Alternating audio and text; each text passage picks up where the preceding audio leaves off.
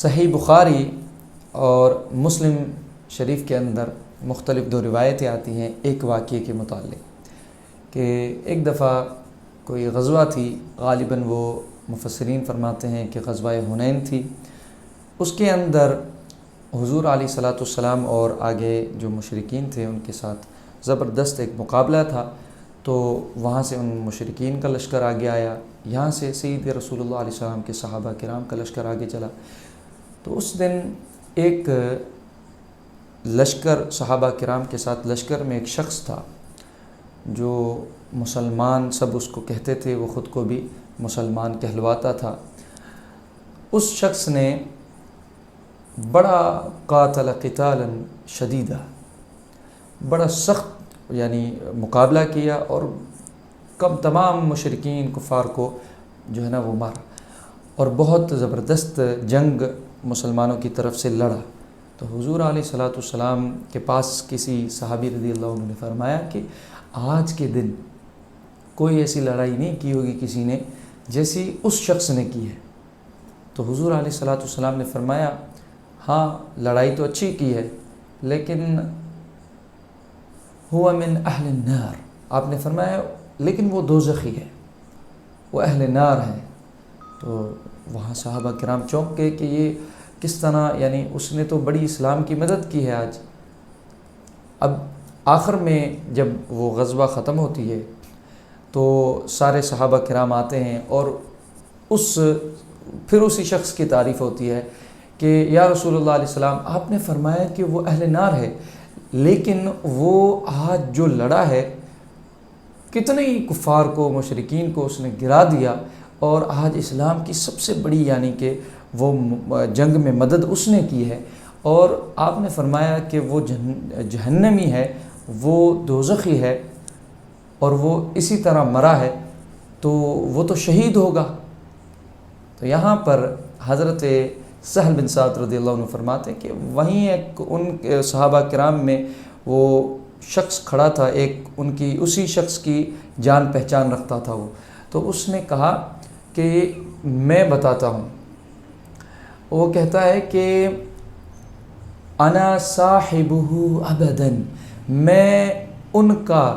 آقا علیہ الصلوۃ والسلام کا جو فرمان، سرکار علیہ السلام نے جو فرمان شروع میں دیا تھا کہ یہ شخص جو ہے یہ جہنمی ہے، بڑی اچھی جنگ لڑ رہا ہے لیکن یہ ہے جہنمی، تو میں نے یہ حضور علیہ الصلوۃ والسلام کی بات یاد رکھ لی تھی شروع سے ہی غزوہ کی ابتدا میں، تو میں نے اس کا پیچھا کرنا شروع کیا،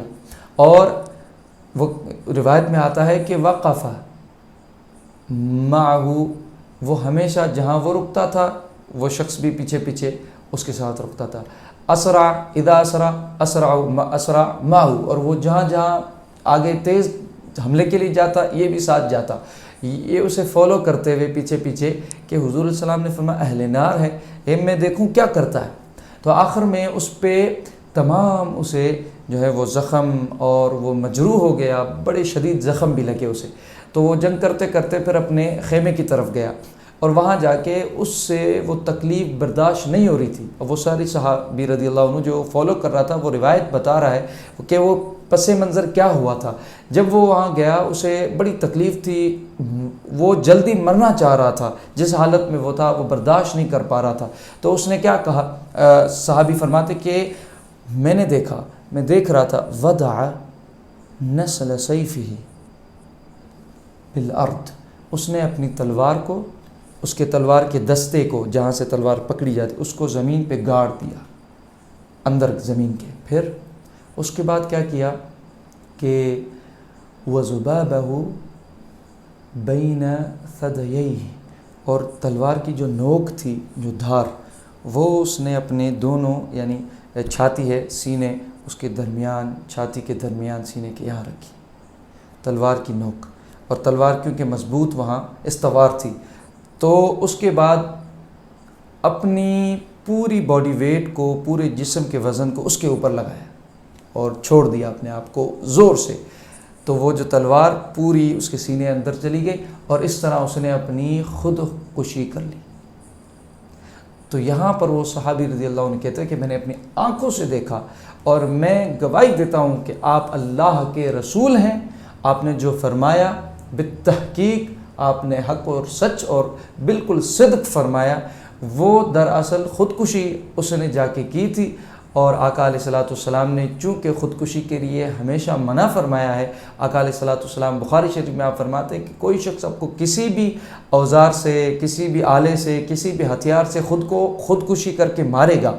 اللہ کے امر کے مخالف کرے گا کہ وہ خود کو اپنی مقررہ وقت سے پہلے خود مارنا چاہتا ہے اور وہ صبر نہیں کرتا اس امتحان کے جہان میں، تو وہ خودکشی جس بھی ہتھیار سے کرتا ہے، حضور علیہ السلام نے فرمایا پھر اس کو قیامت میں جب جہنم میں جاتا ہے، جہنم کے اندر تا ابد ہمیشہ کے لیے اسی ہتھیار کے ساتھ اس کو یعنی دیا جاتا ہے، اور وہ خود کو مارتا رہتا ہے اسی ہتھیار سے جس طرح اس نے خود کو مارا ہے، ہمیشہ اس عذاب میں ہوتا ہے جیسے اس نے خودکشی کی تھی، جس طریقے سے کی تھی۔ تو یہاں پر وہ صحابی رضی اللہ عنہ نے جب بتایا تو سارے صحابہ یعنی اس پہ خوش ہوئے کہ آقا علیہ السلام نے جو فرمایا تحقیقاً تھا، صحابہ کو شک نہ تھا، لیکن کچھ اور بھی لوگ ساتھ تھے جو نئے لوگ تھے، ان لوگوں کو وہ بات جب انہوں نے سنی تو ان کو بھی یقین ہو گیا۔ تو یہاں پر حضور علیہ الصلوۃ والسلام نے فرمایا کہ ان الرجل لیعمل عمل اہل الجنہ فیما یبدو للناس وہو من اہل النار، آپ میں سے بے شک کوئی ایسے لوگ ہیں جو کام کرتے ہیں، لوگوں کو نظر آتا ہے کہ یہ تو جنتیوں کے کام کر رہا ہے،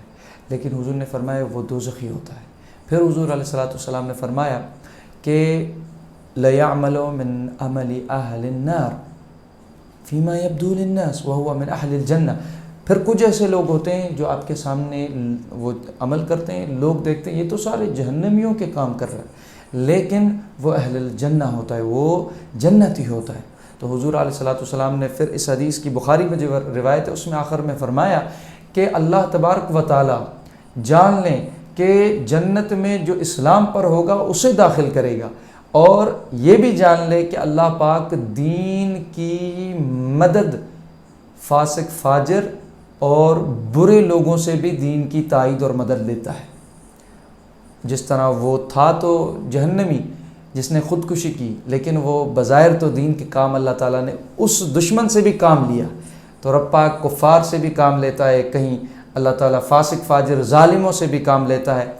لیکن اللہ تبارک و تعالیٰ ہمیں خصوصی صبر اور یہ جو خودکشی ہے اللہ پاک اس سے ہمیں محفوظ رکھے، ہماری نسل کو محفوظ رکھے۔ یہ اس کی جس کے ساتھ رب نہیں ہے وہ یہ عمل کرتا ہے، کیونکہ اللہ تبارک و تعالیٰ نے فرمایا ان اللہ مع الصابرین۔ جو تکلیفیں مصیبتیں تو آتی ہیں لیکن آخرت کی مصیبت کے مقابلے میں یہ نہیں ہے دنیا کی، تو یہاں پر اللہ پاک فرماتا ہے جو صبر والا ہے اس کے ساتھ تو میں ہوں۔